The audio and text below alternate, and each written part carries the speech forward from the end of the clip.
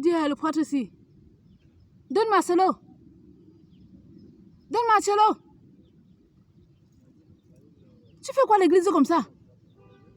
À Pateno. Hein? Tu invoques Lucifer dans la maison où tu utilises la Bible. Un dimanche comme celui-ci. Je suis en train de te regarder. Donne Marcelo.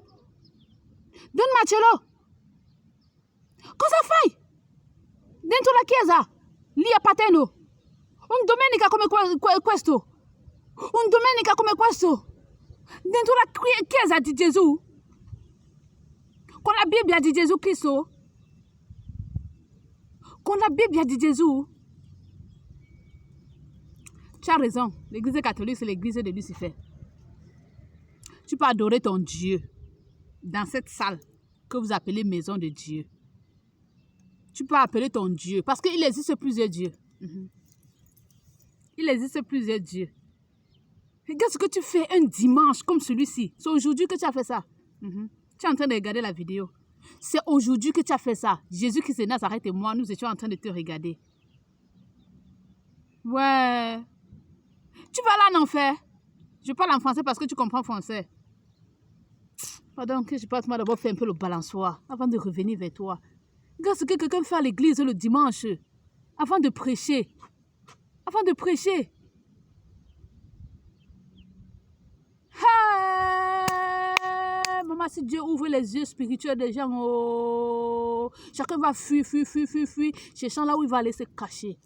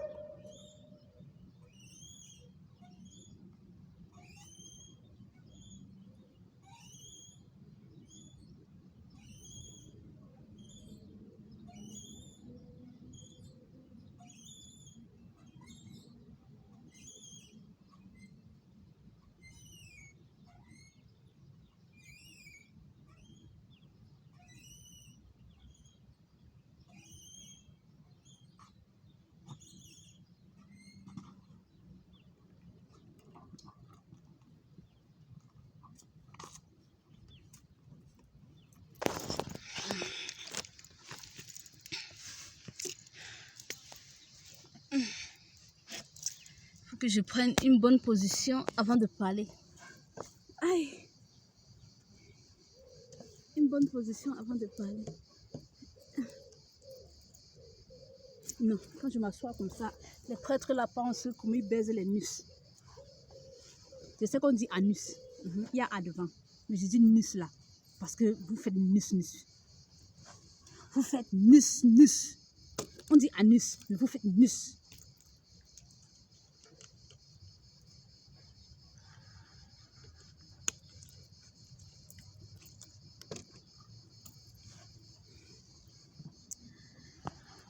Vous les pédés, je sais tout ce que vous êtes en train de faire contre moi. Jésus et moi, nous sommes au courant de tout. Jésus-Christ de Nazareth et moi, nous sommes au courant de tout. Et les pédés. Mais de mon temps a changé, mon temps a changé jusqu'à Oui, mon temps a changé. Maman, je me reconnais même plus. Maman chérie, tu me reconnais. Mon temps a changé. J'ai noirci jusqu'à... J'ai bien noirci. Maman, le Seigneur Jésus et moi, nous savons tout ce qui se passe là-bas. Papa dit qu'il n'a pas couché avec la mère de Nanou. Papa dit qu'il n'a pas couché avec la mère de Nanou. Papa a peur de te perdre.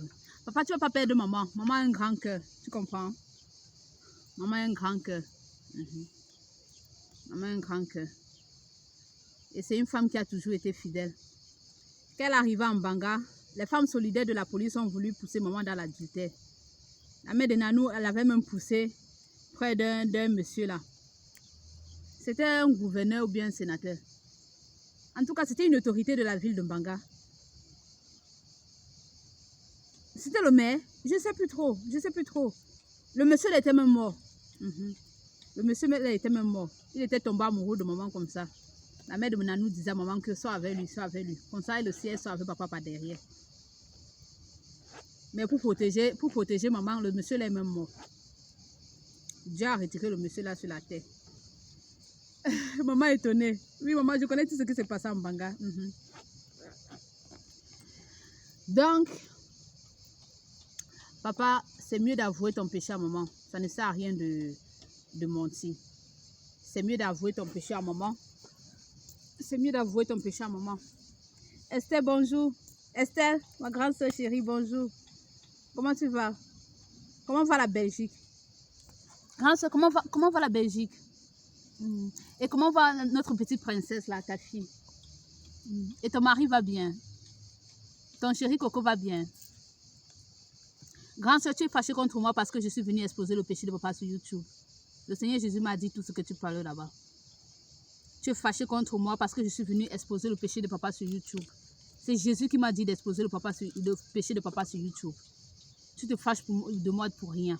Tout ce que je fais, c'est Jésus qui me demande de faire. Pourquoi? Il va bientôt revenir prendre toutes les personnes qui marchent dans la sainteté, la sanctification, ayant foi qu'il est le Messie.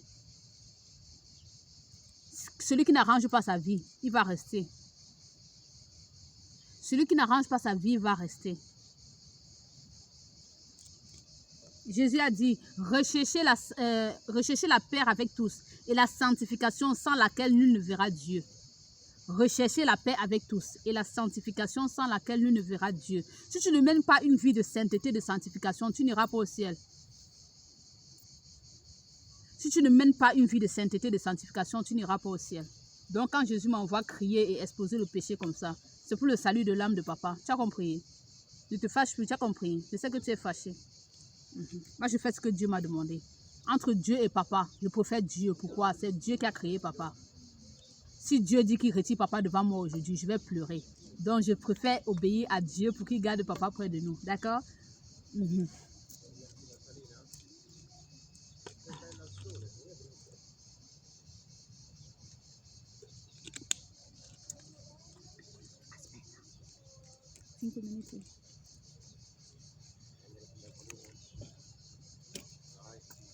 Donc, je viens répondre à toutes ces personnes qui sont en train de se poser des questions.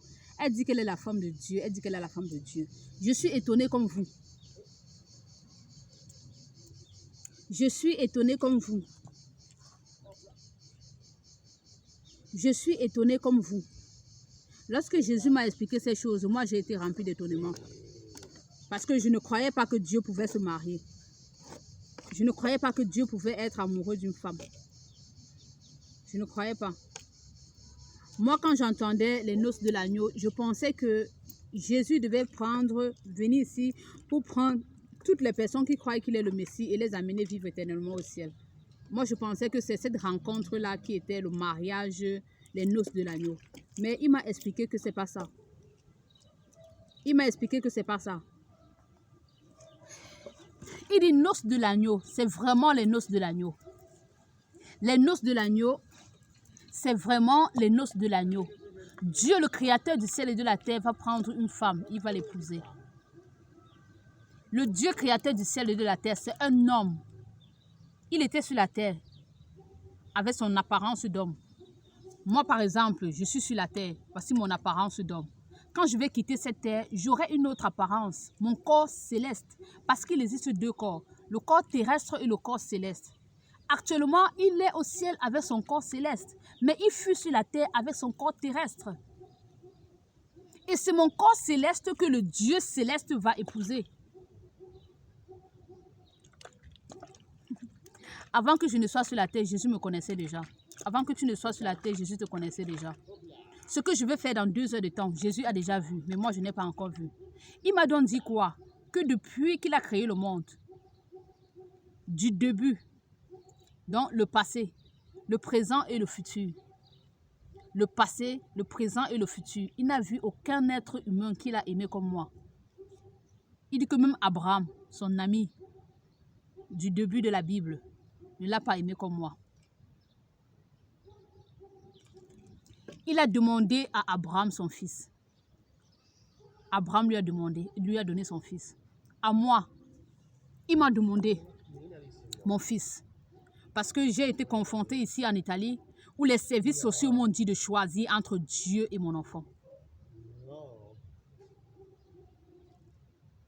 Ils m'ont demandé de choisir entre Dieu et mon enfant. Le PD de prêtre qui couche avec mon mari était présent. Mon mari était présent et mon fils était présent.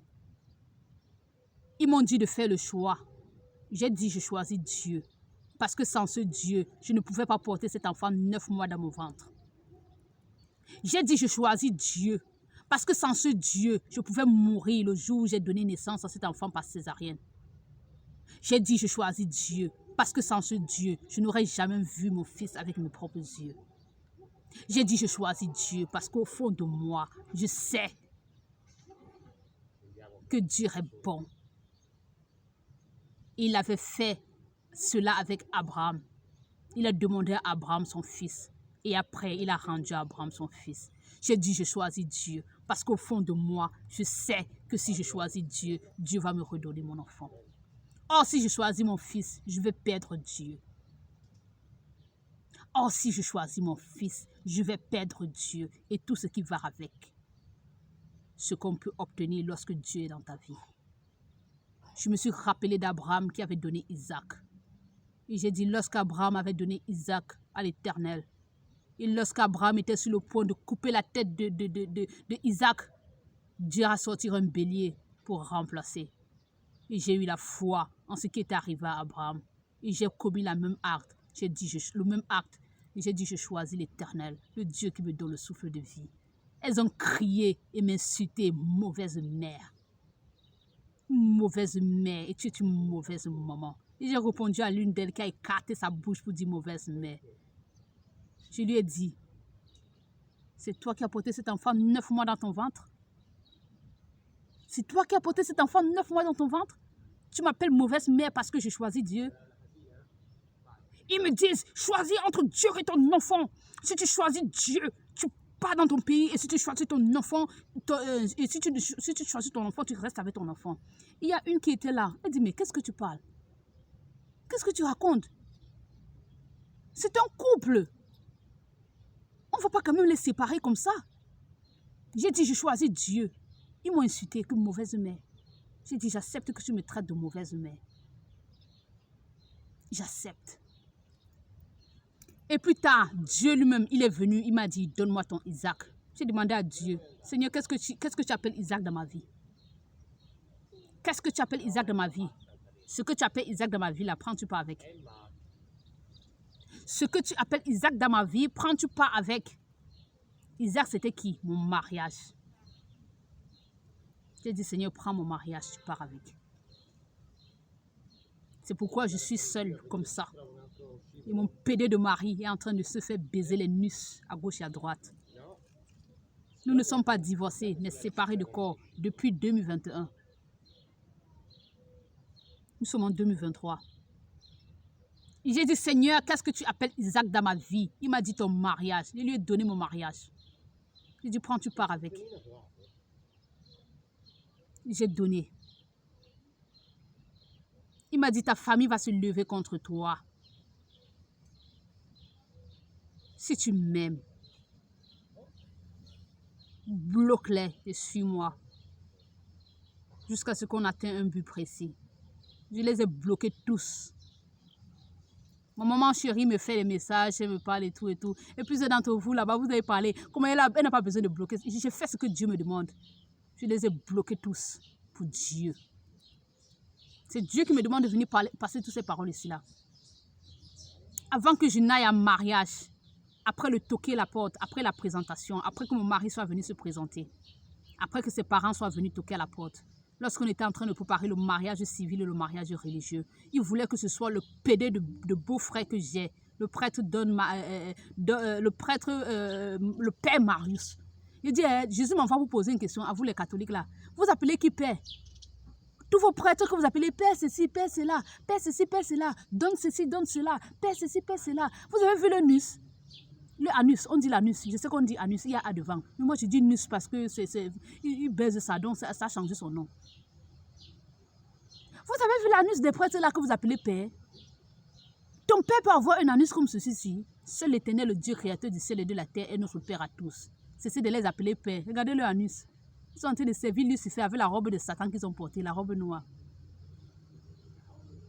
Ils m'ont proposé que ce soit un PD qui bénisse mon mariage. Que ce soit le Dieu Lucifer qui bénisse mon mariage. Parce que l'église catholique, c'est l'église de Satan, c'est l'église de Lucifer, c'est l'église de l'homosexualité. J'ai dit non. C'est un homme rempli de la crainte de l'Éternel qui va bénir mon mariage. Un né de nouveau. Ça a créé un scandale. Que si elle est née de nouveau, qu'elle dégage, nous n'avons pas besoin d'elle ici. Si elle ne veut pas devenir catholique, nous n'avons pas besoin d'elle ici. J'ai renoncé à ma belle famille pour Dieu. Je les ai tous poussés là-bas. Moi, je vais renoncer. Ils m'ont proposé de devenir catholique. Donc, d'entrer dans l'église de Lucifer et d'abandonner Jésus-Christ de Nazareth pour que j'aille me prosterner devant la statue de Marie. Moi, comme ça, pour que j'aille me prosterner devant le bois et prier le bois, prier la statue. Je dis, ils sont stupides ou bien c'est la stupidité qui les dérange. Je dis, pardon, partez avec votre fils. J'ai refusé. Et lui, il est venu me supplier que oh, même s'ils ne veulent pas marier, nous, plus tard, ils vont changer d'avis. Ils n'ont jamais changé d'avis. Il n'y a que mon beau-père, père à son âme, qui m'avait accepté d'un cœur pur. Mais il était obligé de supporter son épouse. Et aussi la petite soeur de mon mari, Christelle, qui m'a d'une manière ou d'une autre aussi un peu accepté. Mais je dis un peu. Parce qu'elle n'était pas totalement vers moi, mais elle m'a un peu accepté. J'ai renoncé à tout ça. J'ai été embauchée dans une grande entreprise de télécommunications, iEngineering Cameroun, là-bas dans mon pays, où je gagnais un bon salaire à mon jeune âge. Un salaire qui dépassait même le salaire de plusieurs personnes qui ont les grands diplômes au Cameroun là-bas. Jésus m'a demandé de laisser ce salaire et d'aller marcher partout à Douala évangéliser. J'ai laissé, je suis allée marcher partout à Douala évangéliser. Les gens se sont moqués de moi. La famille m'a grondé. Comment tu peux laisser le travail pour aller marcher partout sous le soleil? Je ne leur ai pas écouté. J'ai fait ce que Dieu m'a demandé. Je suis arrivée ici là. Je me suis rendu compte que l'homme que j'ai épousé, c'est un occultiste à mission dans ma vie pour me tuer. Je n'ai pas régné Jésus. Non seulement un occultiste à mission dans ma vie pour me tuer, mais un homosexuel, le plus grand homosexuel de l'Italie. L'homme qui baise les nus de tous les prêtres. À chaque fois qu'il y a sex party dans une maison d'église catholique, ils invitent les prostituées et les hommes pédés pour venir les baiser l'anus. Et M. Jojo Bouscalvin, mon pédé de mari, c'est lui qui le frotte bien l'anus avec son pénis chevalier. Un pénis chevalier, c'est un pénis qui est comme le cheval, le pénis du cheval lorsqu'il se met en érection. Il frotte les nus des prêtres avec ça. Et moi, je vivais dans mon foyer, il ne s'approchait jamais de moi. Je me suis mariée vierge. Il était incapable de me déchirer la membrane. Nous sommes allés à l'hôpital pour les visites prénatales lorsque miraculeusement je suis tombée enceinte de mon fils. Le gynécologue lui a demandé, regarde le vagin de ton épouse. Qu'est-ce que c'est? Comment va-t-elle accoucher avec un vagin fermé comme celui-ci? Il faut travailler. Rempli de honte, il a juste secoué la tête. Oui, je vais faire. Si je cite. Je suis arrivée en Italie. Ils m'ont jeté dans un hôpital psychiatrique où j'ai passé 2 mois, quelques semaines. Et que lorsque je suis sortie de là, ils ont veillé à ce que je rentre dans ma nation, sans mon fils. Et je suis arrivée dans ma nation sans 5 francs sur moi, sans rien, même pas un bijou pour offrir à ma maman. Même pas un bijou pour offrir à ma maman. Même pas une chaussure pour offrir à l'une de mes sœurs. Je suis devenue un sujet de honte et de moquerie dans ma nation. Regardez une fille qui est partie en Europe, elle est revenue sans rien. Belle, magnifique, jolie. Regardez un peu ma photo de mariage que j'ai mis au niveau de communauté. Très jolie. Ça, c'est mon teint, ça, c'est mon véritable teint, le teint de mon père. Lorsque je suis entrée dans mon mariage, j'ai enlaidi. Dieu a veillé par sa force puissante, puisque c'est lui qui m'avait envoyé ici. Il m'a fait retourner. Et lorsque je suis retournée, je suis allée travailler dans une entreprise de fabrication de vêtements d'hiver et d'été pour me payer un bon salaire. Jésus m'a demandé de sortir de là. J'ai abandonné ce salaire. Il m'a mis sur le champ d'évangélisation, de monter partout pour marcher, parler de lui. Et tous les jours, je marche sous le soleil. C'est pour ça que vous voyez mon teint, j'ai perdu mon teint. Jésus m'a dit que depuis la création, depuis le passé, le présent et le futur, il n'a jamais vu un être humain qu'il a aimé comme moi. Que l'amour que j'ai pour lui est plus grand que ce que Abraham avait pour lui. Que je lui ai trop donné. C'est pourquoi il a décidé de m'épouser. Il m'a dit ceci, plusieurs filles ont une conduite vertueuse, mais toi tu les surpasses toutes. J'ai dit, Seigneur, je ne comprends pas ta phrase. Une conduite vertueuse, ça veut dire quoi? C'est fort ce que tu me dis. Il a répété, plusieurs filles ont une conduite vertueuse, mais toi tu les surpasses toutes. Je fais de toi la reine de la Nouvelle Jérusalem. Parmi mes 12 disciples, plusieurs étaient en train de bagarrer, demandant à s'asseoir à ma droite au ciel. Cette place, je l'ai gardée pour toi, la reine de la Nouvelle Jérusalem, l'épouse du Messie. Les noces de l'agneau dont je parle dans l'Apocalypse, les noces de l'agneau dont je parle, c'est mon mariage avec toi, Dieu que je suis, je vais t'épouser. Je dis, Seigneur, comment est-ce que tu vas m'épouser? Et pourquoi tu m'as laissé me marier avec un homme? Il dit, non, c'est juste un être, un garde du corps que j'ai mis à tes côtés pour t'aider dans la mission. L'un des plus grands occultistes, un grand des serviteurs de Lucifer, je l'ai retiré au travers de toi dans les ténèbres. Occultiste qu'il était, il deviendra un évangéliste et avec toi, vous allez gagner les âmes pour venir au ciel. J'envoie généralement les hommes en mission 2 à 2. Il va juste t'accompagner dans la mission. Ce sont les paroles que le Seigneur m'a passées. Nous avons beaucoup causé, mais je ne peux pas tout vous dire. C'est lent. Que Dieu vous bénisse abondamment. Moi aussi, je suis surprise d'être la femme de Dieu. On va peut-être dire plus dans les prochaines vidéos. Bye bye, j'ai autre chose à faire. Mouah.